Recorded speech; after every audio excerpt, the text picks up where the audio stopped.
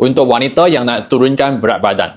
Kalau awak perasan, kenapalah, okay? Lepas awak ni masuk usia tertentu, macam umur dalam 30 ke atas, 40, 50 tahun ke atas, itu berat badan, dia senang nak naik. Walaupun makan sikit, jaga makan, exercise, tapi dia senang nak naik. Kenapa tau?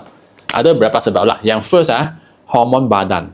Hormon badan ini dah berkurang dah. Okay, so ini akan buatkanlah itu lemak, minyak tu, dia senang nak berkumpul dekat sini. Dekat perut, paha, pinggul. Ataupun ada dekat sini, okay? Lengan tangan.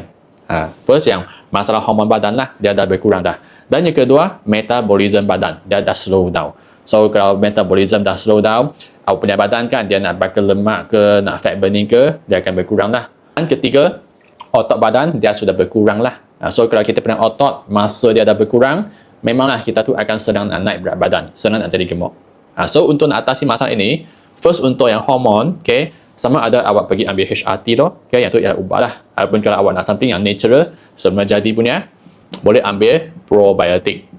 Okay, probiotik korang tahu kan? Siapa kat sini yang pernah ada ambil probiotik punya? Boleh komenkan jugalah. So probiotik ini, dia senang bantu untuk usus kita, okay, untuk pencernaan, masalah membuang. Juga ada strain yang tertentu, dia boleh bantu nak stabilizekan, nak seimbangkan hormon secara semula jadilah. Okay, contoh strain yang bagus korang boleh pergi cari seperti L. rhamnosus, okay, L. rhamnosus ataupun B. lactis, ataupun L. plantarum.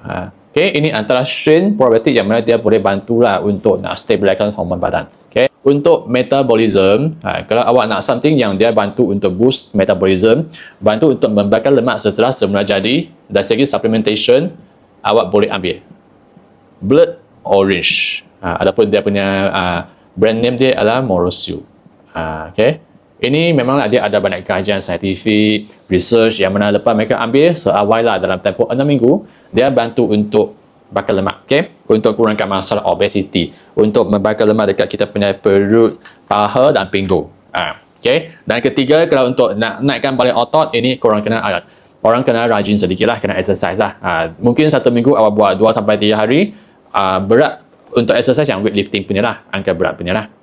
So kalau awak ni dah masuk usia dalam 40-50 tahun ke atas, nak something yang natural punya, semula jadi, tanpa berkaitan ubat, first awak ambil probiotik, kedua awak ambil Blood Orange, dan ketiga awak cuba exercise sedikit lah untuk nak bina balik. So siapa kat sini yang mungkin pernah cuba probiotik, Blood Orange, boleh komenkan korang punya feedback. Okay? Lepas awak cuba, apa dia punya perubahan sebelum dan selepas.